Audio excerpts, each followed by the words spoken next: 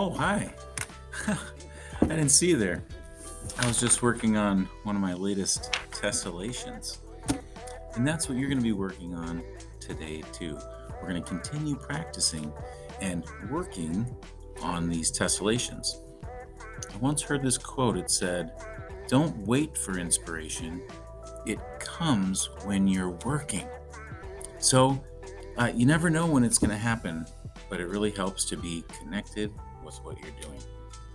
So I've been making tessellations a lot and just wanted to remind you about some of the things that you're supposed to do for this project, and then tell you about the practice number 2 that we're going to start too.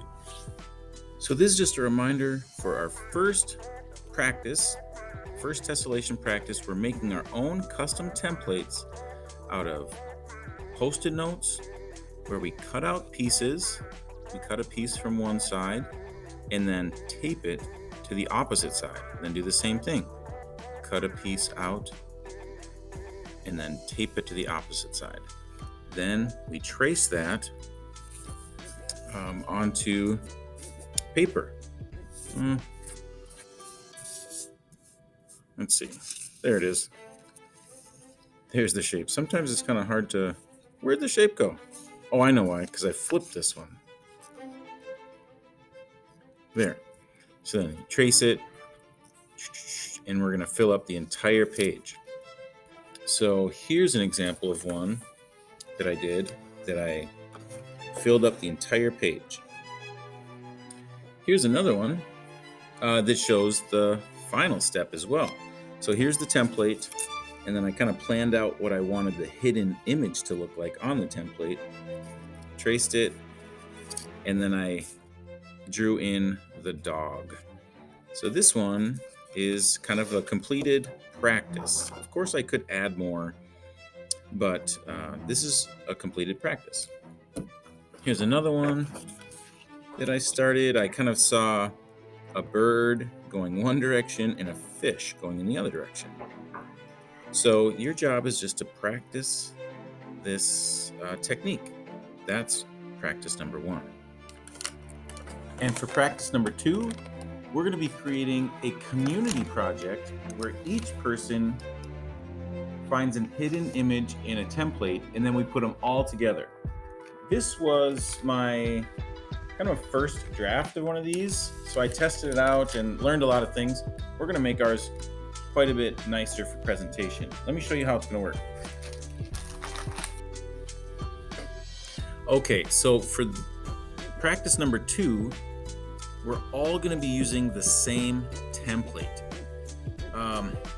And the reason we're going to do that is so that they'll all fit together. So this is actually kind of I did a little advanced maneuver so that the pieces would actually fit together, but then go in opposite directions. This one is kind of moving this way, and the pattern's moving this way. So for these, you have to leave them as a pair, so don't cut out in between them.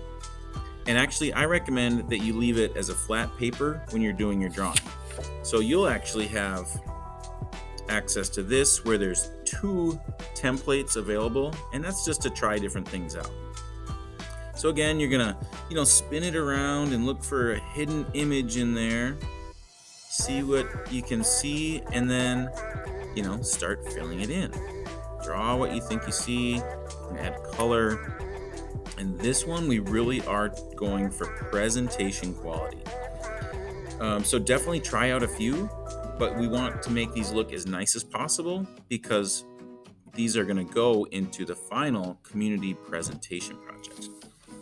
Here's something, here's one that I did that's really up to like a high presentation quality. So I took my time to really draw in details, to add colors, stuff like that.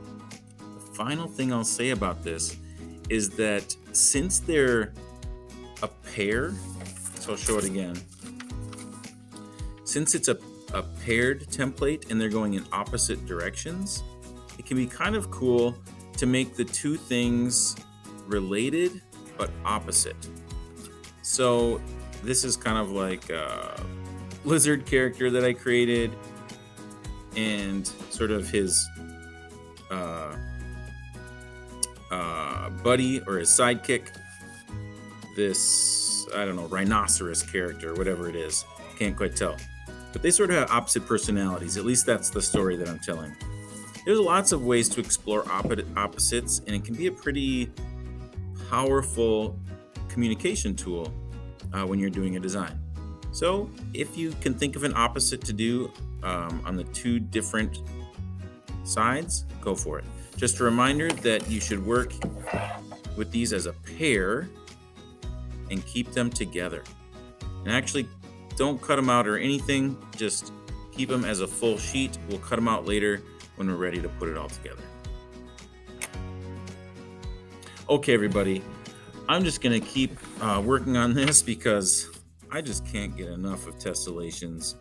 Have a great time, help each other out, and I guess that bell tells us it's time to go. Bye.